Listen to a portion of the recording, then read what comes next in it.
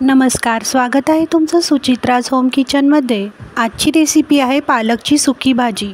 चॅनलवर जर नवीन असाल तर चॅनलला प्लीज लाईक, शेअर, सबस्क्राईब जरूर करा। पालकची सुकी भाजी बनवण्यासाठी पालक स्वच्छ धुवून बारीक चिरून घेतला आहे। इथे आपण बारीक चिरलेला कांदा, बारीक चिरलेला टोमॅटो, बारीक चिरलेली हिरवी मिरची, बारीक चिरलेला लसूण घेतला आहे। आवडीप्रमाणे शेंगदाण्याचा कूट किंवा बेसन पीठ किंवा ज्वारीचे पीठ घेतले आहे। गॅसची फ्लेम ऑन करून गॅसवर कढई ठेवली आहे। कढईमध्ये 2 चमचे तेल टाकले आहे। तेल तापल्यावर तेलामध्ये बारीक चिरलेला लसूण, बारीक चिरलेली हिरवी मिरची टाकली आहे। बारीक चिरलेला कांदा टाकायचा आहे।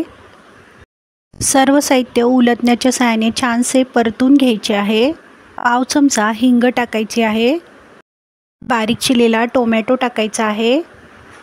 सर्व साहित्य पळीच्या सहाय्याने 1 ते 2 मिनिटं छानसे परतून घ्यायचे आहे।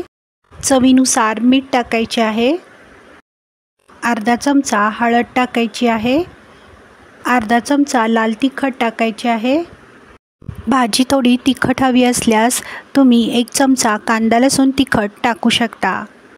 2 चमचे पाणी टाकून सर्व मसाले छानसे परतून घ्यायचे आहेत। मसाले छान परतून झाल्यावर बारीक चिरलेला पालक टाकायचा आहे। सर्व साहित्य छानसे परतून घ्यायचे आहे। मंद आचेवर भाजी 1 ते 2 मिनिटं छानशी शिजवून घ्यायची आहे।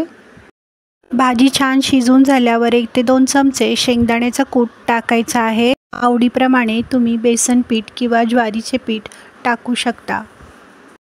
इथे मी ज्वारीचे पीठ टाकले आहे। सर्व साहित्य पळीच्या सहाय्याने एकसारखे मिक्स करून घ्यायचे आहे। भाजी छान 1 ते 2 मिनिटं वाफवून घ्यायची आहे। खाण्यासाठी तयार आहे पालकची सुकी भाजी।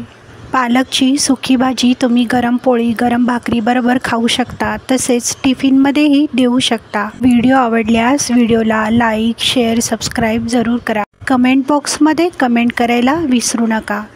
वेळात वेळ काढून व्हिडिओ पाहिल्याबद्दल धन्यवाद।